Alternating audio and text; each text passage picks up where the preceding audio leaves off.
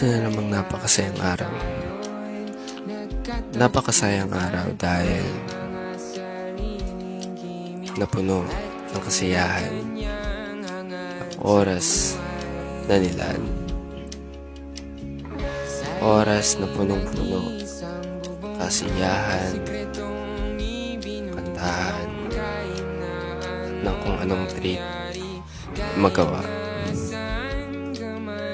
Mayroon na namang istorya na may susulat sa libro ng aking buhay.